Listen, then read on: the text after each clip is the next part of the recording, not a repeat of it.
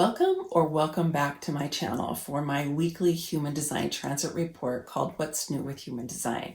Today is Monday, October 25th, and the sun today is moving into the gate 28 and the earth is moving into the gate 27. I love talking about these gates, so we're going to go ahead and dive right in. The gate 28 is on the spleen center. We've been talking about the spleen quite a bit lately. And the spleen center is the center for intuition and instinct and the immune system and timing. And because it's connected to instinct and kind of the old way that we have been creating, it is often fear-based. And so all of the gates of the spleen are known as fear gates. Gate 28 in traditional human design is known as struggle, and in quantum human design is known as challenge or adventure. I have this defined in my chart, and I have had a deep relationship with this energy for much of my life. So let's dive into it. The fear of the gate 28 is the fear that life has no meaning, that life isn't worth it, that life is just a struggle, and why bother? Right? It's a very kind of defeatist attitude. And so you want to be aware of that when it's transiting or if you have it defined in your chart, because it really is just an old residue that is lodged in the spleen center that you're tapping into, and it's probably not even yours. Although, given the challenges that we're living in the world today, there are probably quite a few people who are feeling that way because the circumstances of their lives have changed dramatically in a way that's uncomfortable for them. But having said that, just know that if you're in this place where it feels like life has no meaning, that it may be something connected to this gate 28. Now, I love the gate 28 because it has an incredible evolutionary power built inside of it. So not only is it on the spleen center, it's also part of the knowing circuit. And the knowing circuit, again, we've talked a lot about this. The knowing circuit is the largest circuit in the human design chart. It's individual circuitry. It's here to be different. It's here to be changed. It's part of the evolutionary impulse of humanity as it is mapped in the human design chart. And so the 28 also shares those qualities. Now, if you think about struggle, back when I was a professor, when I was an academic, I studied the literature of slavery and the protests against slavery in the United States quite a bit.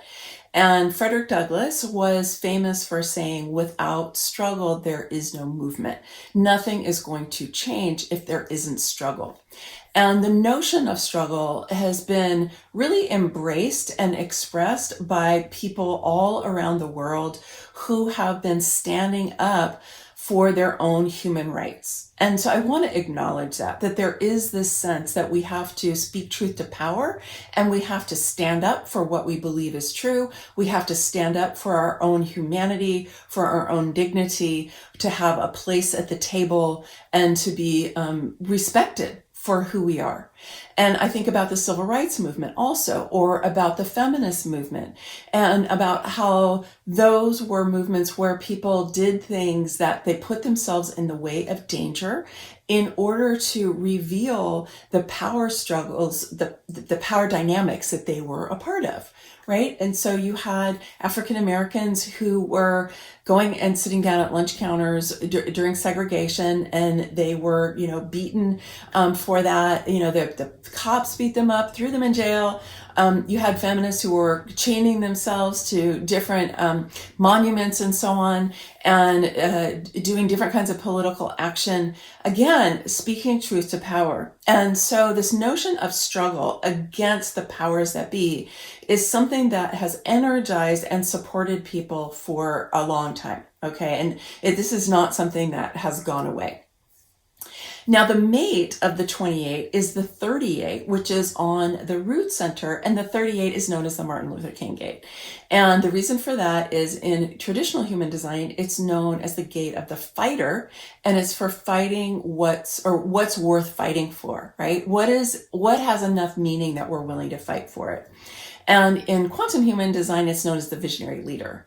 And so the 28 is very connected to that energy of the visionary leader, or of the person who is willing to stand up and fight for what they believe in. Now, the thing is that struggle can also feel heavy. It can be exhausting. It can make you feel like you're just continually tramping up a hill and you're never going to get to the top of it. That no matter what you do, nothing is ever going to change. Nothing's going to really matter. It can have that quality to it. So what we wanted to be able to do is take that kind of downside, okay, out of it and release it. And in the renaming through quantum human design, to challenge, I think is really helpful. If we turn struggle into challenge, we're willing to meet challenges. We're willing to take on challenges. And then to transform it even more into adventure, that's really cool. So let's unpack that a bit more. I think it is fairly common in our world today to see challenge as an opportunity. You've probably heard that the Chinese character for challenge and opportunity are actually the same, and it depends on how you interpret it. So when we can turn the things that we have been experiencing as a struggle into a challenge, that can really support us to change the vibration with which we're holding this energy. And if you can turn that into opportunity, like, what is my opportunity here? Then that's even a more elevated expression of this same energy. And the way that I really hold this is that the 28, just like everything in the knowing circuit, really is on the leading edge of evolution. The individual circuitry in the human design chart is the energy for the evolutionary impulse. Okay, it is the energy that's here to bring change. It's here to be different. It doesn't fit in. It's much more focused on the intuitive insights that are coming in that are inspiring it to see the world differently. It's inspiring us to be able to understand our possibilities and our potentials in a very different way. It's not at all mainstream, and does not work with the status quo. It's by its very nature, it is revolutionary. Okay, evolutionary, revolutionary. And so when we can embrace that energy, and if we go back and we think about Frederick Douglass, or we think about Martin Luther King, or we think about Gloria Steinem, or those different figures in these evolutionary, revolutionary movements, they were all on the leading edge of consciousness. They were not thinking the way the mainstream was thinking. They were unpacking and unraveling their conditioning, and the conditioning that the majority of people who were alive during their time, and they were going against the grain to bring in a new, more elevated consciousness. And that is what this energy can bring us. And when we can understand that the 28, by its very nature, is on that leading edge, it is bringing us to the edge of the mountain or the edge of the precipice. And it is inviting us to leap off, right? It's inviting us to go into the unknown. It's inviting us to have the courage and the stamina to actually move forward without understanding where we're going, without necessarily having a lot of solid footing underneath us, because this is the nature when you're plugged directly into super consciousness, which is what the knowing circuit is all about, and you're receiving downloads and inspirations and insights and intuitions that are coming through that circuitry. There isn't a lot that you can stand on. It's not coming from the past. It's not coming from the world around you. It's coming from super consciousness. And so when we can embrace that, and we can believe that this flow of life that is bringing this new perspectives and these new ways of seeing things and these new creations, it really has our back, is really supporting us, is there for us, and is bringing us these different ways of engaging with life that will lead us into a new world.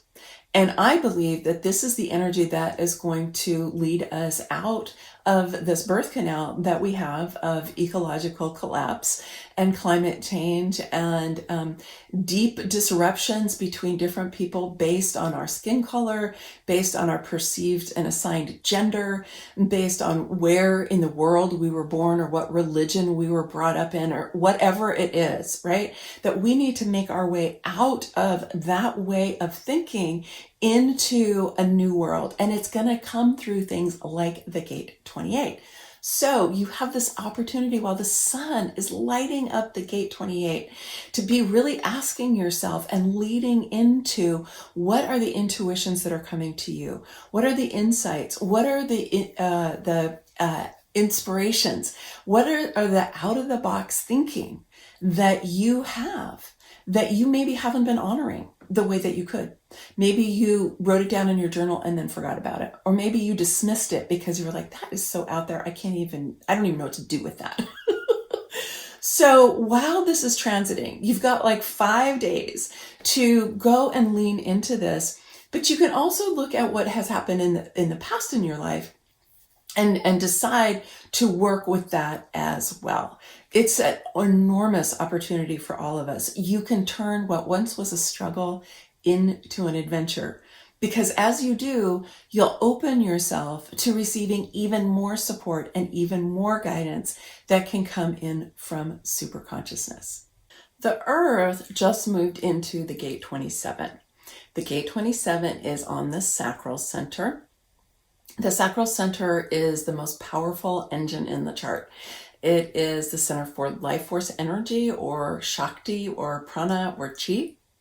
All of the gates on the Sacral Center are what we call generated, which means that they work best in response. So the 27 works best in response. The 27 is part of the defense circuit, which is a subcircuit of the tribal circuit. Now, we've got two very different energies going on. I was just talking about individual circuitry and the knowing circuit, and then the 28 is part of that. Now here with the 27, we've got tribal energy and the defense circuit. And so let's talk about that. Tribal energy has a lot more to do with our relationships. It has to do with our families, our children, if we have them, our parents, our siblings, the people who are close in, and then also our communities, the people who we think of as our people. In this day and age, we often have multiple communities, not just one.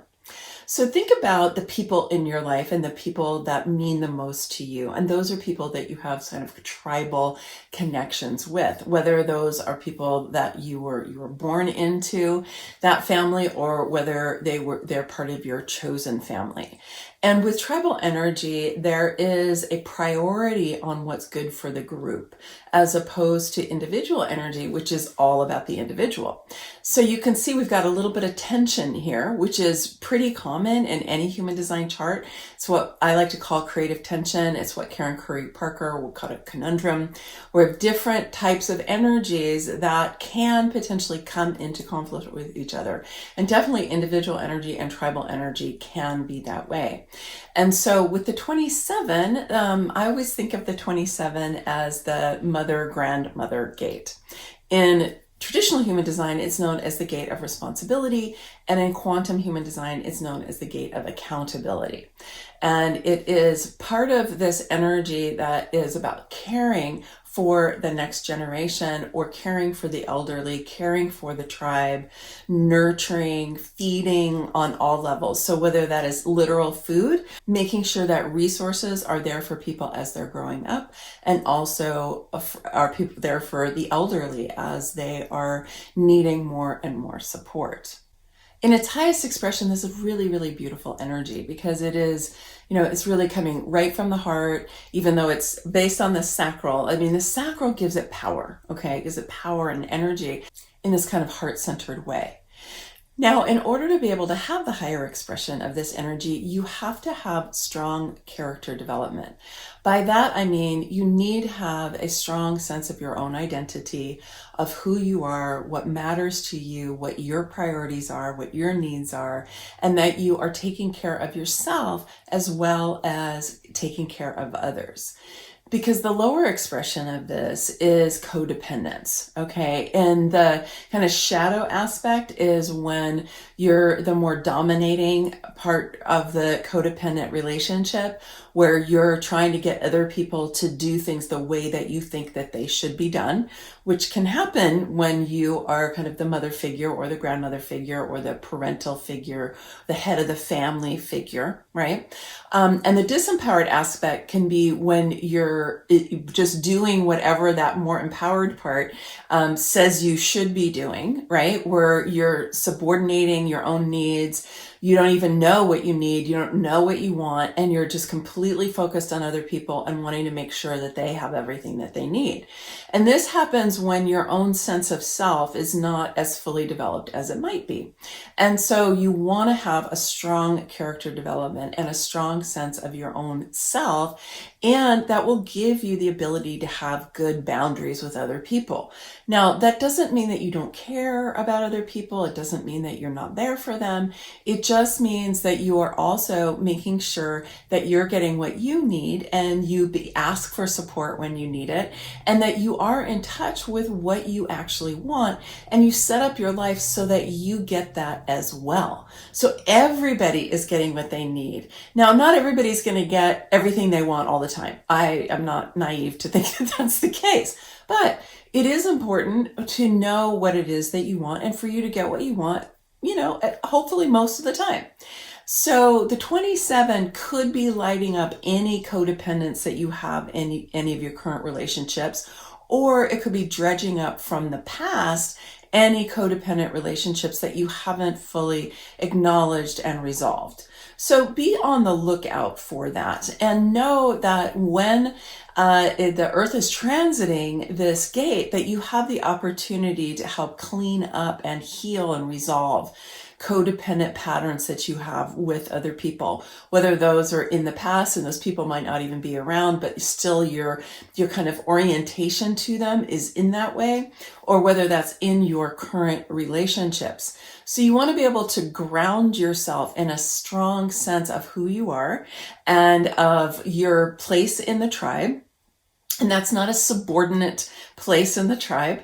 And this is particularly important for women or for people who come from racial or ethnic groups who have been marginalized into positions of service in ways that are not beneficial to them.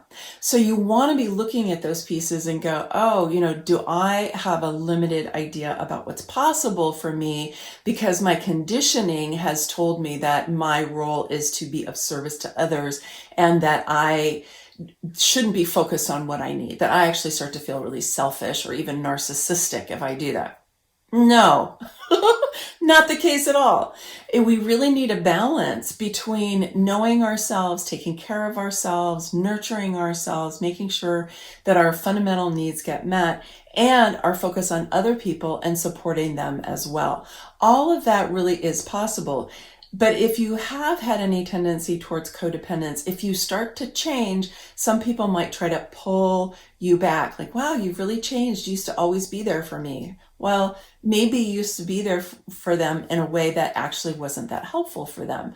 And part of this energy is the ability to allow the people in your charge, whether those are your biological children or whether they're younger people in your life, or even friends who are still needing to mature out of a codependent relationship or codependent way of being, often that gets expressed as victim consciousness, that you allow them the space and the time to go through their own maturing process, which if they've been habituated to being taken care of, it might not be that easy for them and they might fight against it. But that doesn't mean that you have to step in and remove that challenge from them. Now, let's think about these energies in relationship to each other, right? Because if we're shifting our way of expressing this gate 27, it may show up as struggle for you. And you have the opportunity with the sun lighting up the gate 28 to turn that into challenge, opportunity, and even adventure. So just know that this can be an ally for you. It can be an ally for you to reduce the way that tribal energy might have colonized your mind and your behavior, to believe that you have to be there for other people to your own detriment. Okay. And so you can see that and go, okay, I need to shift this. I see this as an opportunity. Yes, it's challenging, right? Other people might struggle with it. Yes, it's challenging, but I can turn this into an opportunity for me to be tapping into what's true for me, what's healthy for me, what's going to help my own well-being. Because when you are more resourced and when your character is strong and your sense of self is strong, you actually can provide to others and give to others in a really different way that will be more satisfying for you, healthier for you, and actually better for the other people around you. We have to let other people be on their own journeys. We have to let our kids grow up. We have to let them have their own life struggles, if you will, where they can turn that into challenge and opportunity and even adventure. And if this does arise for you, you could even have a conversation about how that energy of the gate 28 can help them do this at this time, because it can help them to tap into this kind of individual energy, which can give them some more inner mojo, if you will, so that they can step out of codependent behavior. Interestingly enough, although the sun has moved out of the gate 50, Mars is now lighting up the gate 50. So we talked about this last week, and you can go here to watch last week's episode if you didn't catch that, to find out more about the 50. But I want to mention it here because the gate 50, which also comes off the spleen, is the mate of the gate 27. So we have a complete channel between the spleen and the sacral from the 50 to the 27. And the 50, the fear of the 50 of us of letting other people down. But the higher expression of the gate 50 really has to do with our values and our priorities and how we know who we are as a people. And it's a teaching energy. So if you have any struggle that arises with the gate 27, lean into the higher expression of the 50 and know that these energies together, yes, they are here for helping the next generation to be receiving guidance from their elders about how we know who we are as a people, what our standards of behavior are, what our priorities are, how we treat each other, how we care for each other, and all of that. And at the same time, you have the opportunity to elevate all of that right now if you've been in a pattern that you notice, doesn't really serve you. Maybe it did at one point in your life, but maybe it's not serving you anymore. So you get to work with both tribal energy and individual energy this week. If you like the video, please give it a thumbs up. Make sure to subscribe. Come on back next Monday for next week's of What's New with Human Design. Many blessings, much love. Bye for now.